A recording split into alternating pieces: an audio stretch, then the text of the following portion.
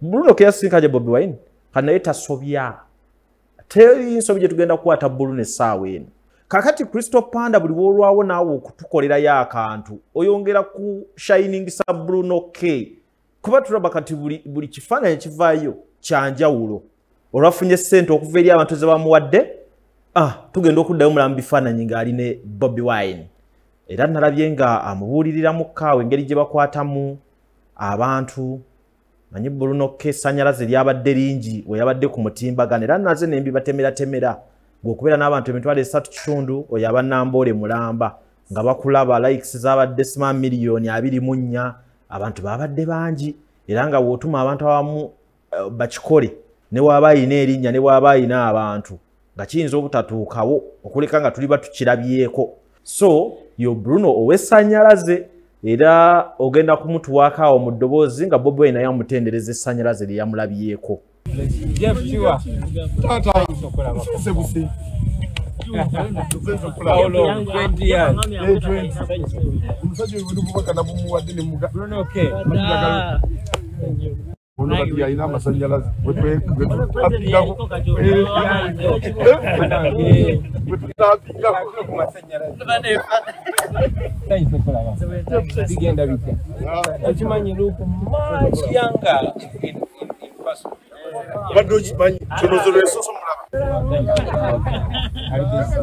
Bobi Wine alina kodi nga asinkanya abayimbi buli muyimbi amusemberera akozesa opportunity y'okumulaga nti munange siri mubi nga bali bannange kye babalaga oba mukigenderera ate asinga awanika nnyo bano abawansi bano abaana bano abazza abapyapyabo buli amusemberera afuba omulaga nti oli wa muwendo era nze kyolaba kyendi ekyo kuggwe tuli kyekimu ayina engeri gye yekkakkanye wali abaana abo n'atandika owaaniza Bruno K bana nga oli muto nnyo omanyi nti olina amasannyalaze abawaana kwegamba Bruno K agenda okuvaawo nga teyeetaaga muwa ssente okumanya nti alina kubeera mabega we okitegedde omanyi tulina okufuna techniques z'obulamu abantu bali tactical nti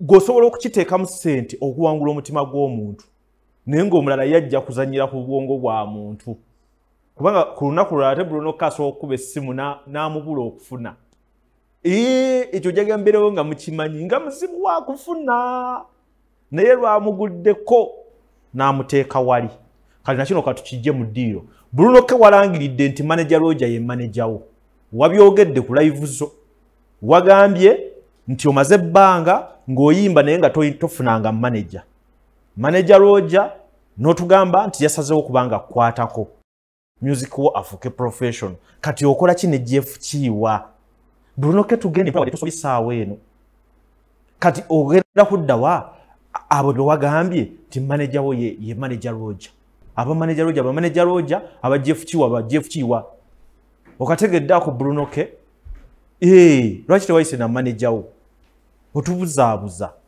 ejjo bwe nabadde njogera ku mboozi ya Bruno K ne Crystal Panda nabagambye Bruno K mutadde mu red corner nabyogadde wano ng'asaaga kati wuuyo olwafunye ssente okuva eri abantu ze bamuwadde tugenda okuddayo mulamu bifaananyi ng'ali ne Bobi Wine kati olwejjo lwabadde nnyo lwa famire y'abasentamu balina olunaku lwe bakwatagana ne beesanyusaamukko obudde bw'emisana naddala nti ennaku zino eziyise woofiisi y'omukulu ebadde nga nzigale biki kaakati Dax Vibes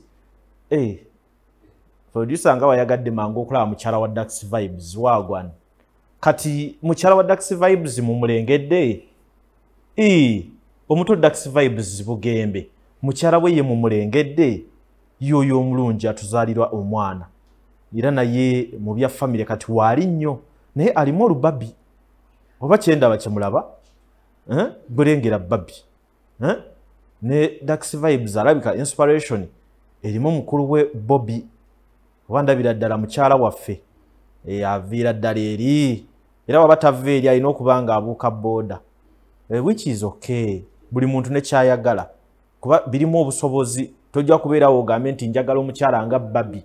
Omukyala nga Babi tomanyi Bobby byamutaddemu akoze bingi okuba nti amuyina.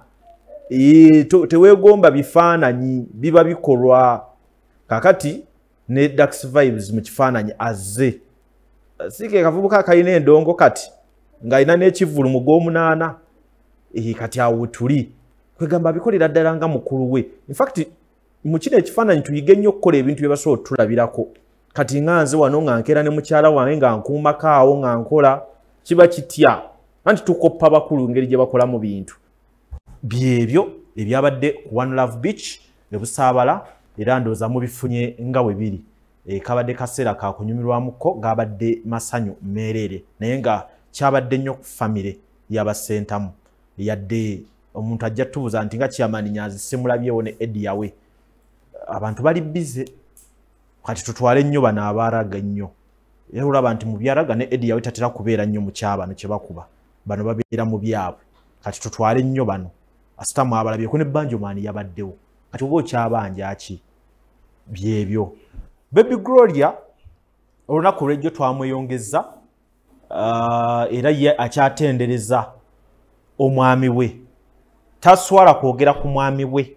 Tatiiririra ng'ayogera ku mwami we. Byonna mu byogere ye agamba ku Jonas kwenfiira. Kabeeko kyatugamba ebirala mbimwogerere sooka otwe ku maloboozi. It's really okay. I can't. She would keep a balloon to know that your dreams have come true. Chimwerimba, bitukiride, yeah, and I love my man. Gamba, nti omwami wange yasinye chilebwe chakabi. Era fanananga mojo. Anyway, saga. But Chemba Gamba that I think let them heal. We love them. And I don't think they come from a bad heart. Sometimes when you feel like maybe some things have delayed or maybe that's their opinion, it's really okay. I can't control their opinion. I'm a chana from Biranange Ambassador because I know most women want that. So Ambassador, and I know it will come true. Just wait on the Lord and pray about it because marriage is a good thing. Amasanyalaze gagenda boat. Nambimbaga nyumba labanga mu postinga. I really appreciate it. Chiwuliki kabulungi tuno. Kakati awe tuli. Omwana omuwala Baby Gloria neba naye nerinnya Baby Gloria. Naira kiri. Kati ye aliyeyo nga ye kimulumya omuntu lwaki bakyamuyita Baby Gloria. My friend. Gwe lwaki tebakuyita Baby Gloria? So, muleka abantu babeere kye bali.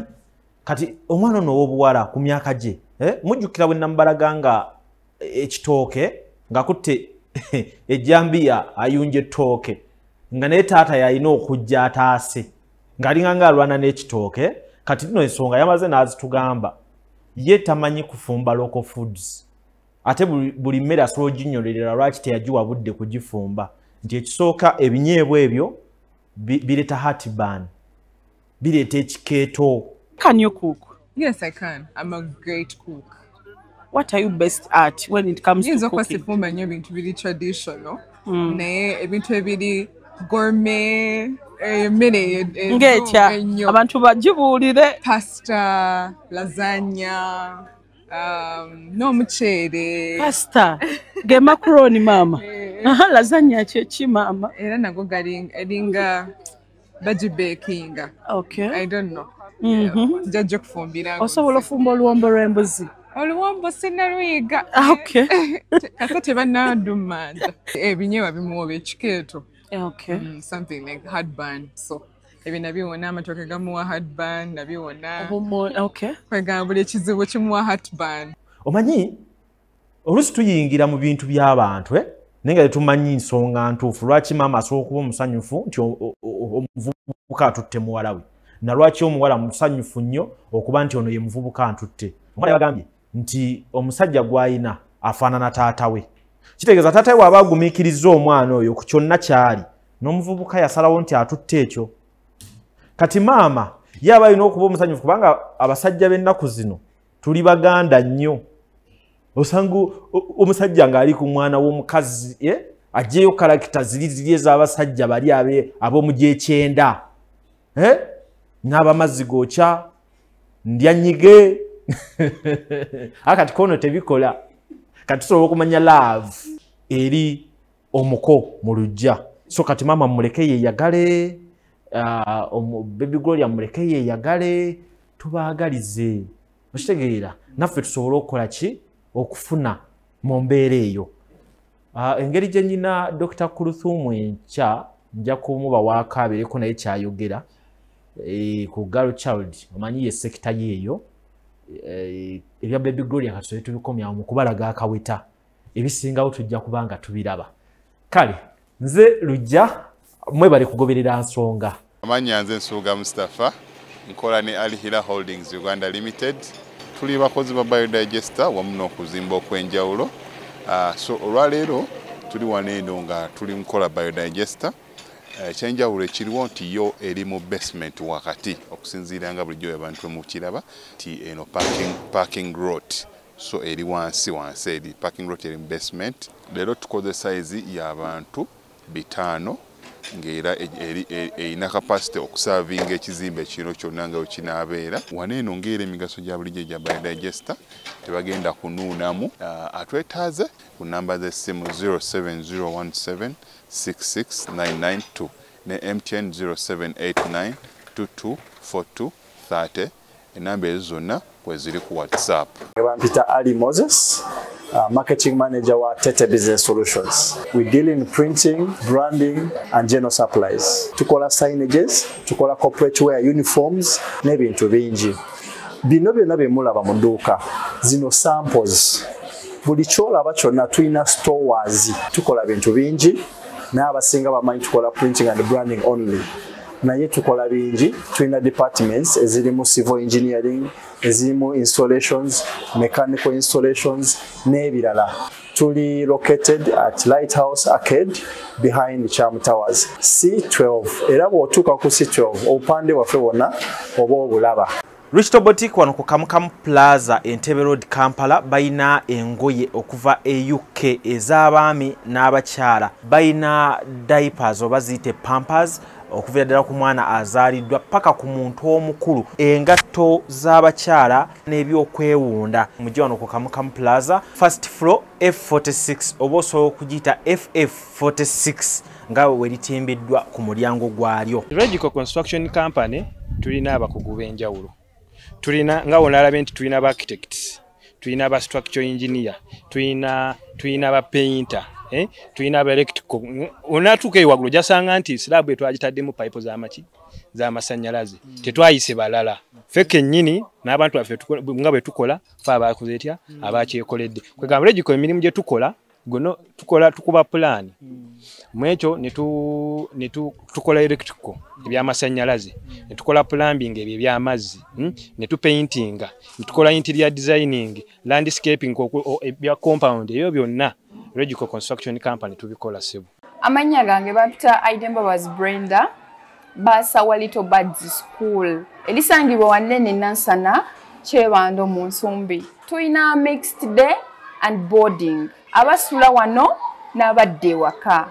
Ebisale byaffe wano ku ssomero bisoboka eri buli muzadde ate tuyina wano ne kodi kw'osobola osasulira nga tosose na kutuuka ku ssomero. Tukoola buli bazadde bonna abali eyo mu Uganda n'abali ebweru wa Uganda okutuwa abaana mu kisulo ne mu dde. Tuyina vani zaffe ezitwala abadde ewaka omwana wonna waali vani zisobola omutuusaayo. Ebisulo byaffe abaana gye basula bulungi era byegombesa. Visit us and get our services.